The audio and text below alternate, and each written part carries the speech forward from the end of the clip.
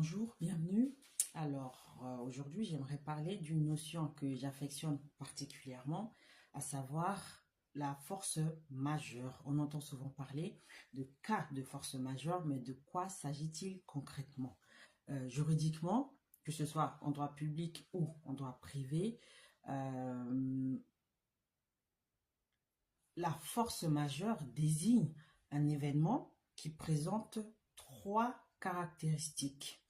Premièrement, il doit être extérieur à celui dont la responsabilité est recherchée. C'est-à-dire que la personne dont la responsabilité risque d'être engagée ne doit pas être la cause de cet événement.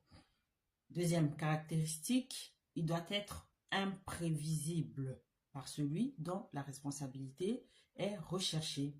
Mais il doit également l'être pour les autres. Cela signifie que les deux parties en présence ne doivent pas pouvoir prévoir l'événement dont il est question.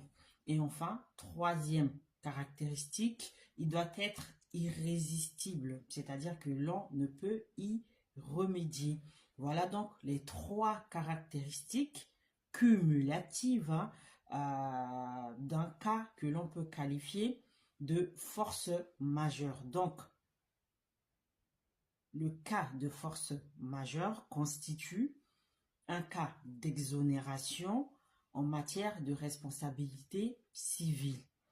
Par ailleurs, en ce qui nous concerne, en l'espèce, c'est-à-dire en droit administratif, il faut savoir que le juge administratif a une conception restrictive de la force majeure. Donc, il ne réserve ce cas d'exonération qu'aux événements de type cataclysme, catastrophe naturelle, ouragan, etc.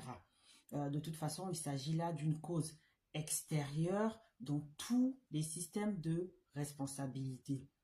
Donc, à titre de rappel, la responsabilité, c'est le fait de répondre de ces actes délictueux devant la justice et d'en subir les conséquences. Donc, cette responsabilité trouve son assise juridique dans le Code civil à l'article 1240, selon lequel, je cite, « Tout fait quelconque de l'homme qui cause à autrui un dommage oblige celui par la faute duquel il est arrivé à le réparer. » Fin de citation. Donc, je vous laisse méditer là-dessus et je vous donne rendez-vous